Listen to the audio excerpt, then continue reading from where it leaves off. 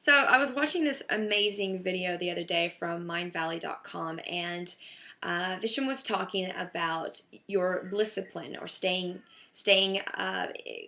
dedicated and focused on your Blisscipline.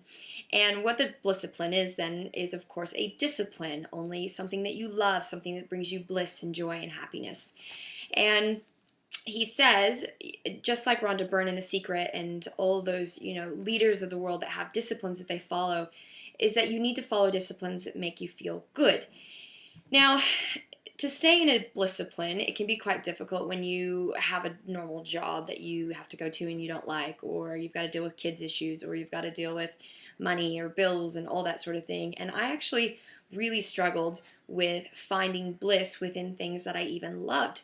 Like, there was a time there that I was doing a job that I loved, a few jobs that I loved at the same time, so I had multiple streams of income, but I was really stressed out and I really didn't feel in bliss or feel good about what I was doing, and I couldn't understand what the whole issue was. Now, I wanted to, of course, get back into my Blisscipline so that I could feel good and start that whole tipping point, which Rhonda Byrne talks about in The Power. And the tipping point is when you feel good for so long on a consistent basis that you start bringing in good things in your life. And sometimes it doesn't take very long, but sometimes, if you haven't been feeling good for a while, it takes time for the universe to kind of switch on over and start giving you what you have been attracting on a new basis. So giving you the good stuff that you want to attract instead of the bad stuff that you've been attracting. So anyways, I wanted to do that, and I couldn't really figure out how to stay in that constant state of happiness and go through my day in that whole attitude. And what it was just gratitude.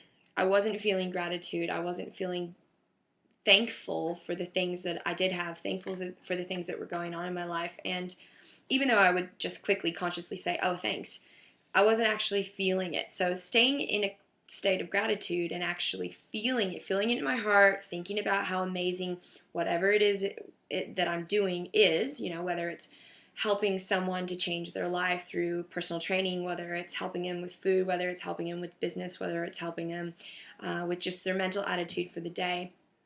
I was always I was like, yeah, cool, that's awesome. But I was never like, wow, thank you. That was powerful for me as well as it was for them, and feeling it really in my heart through my body, and that really started to change things for me. In fact, the first week that I did that, I noticed an increase in my income, and the second week it was significantly higher. That first week I got a check out of nowhere from an old job actually, that I haven't even thought about since I quit. But anyways, staying in that Blisscipline of happiness and doing what you love, or finding gratitude in the things that you have to do right now till you can start doing the things that you love, is the key to, of course, attracting more of that into your life. And I really enjoyed Mindvalley's video on that, and I encourage you to start figuring out what brings you bliss right now and following your plan of Blisscipline. I'll talk to you guys later.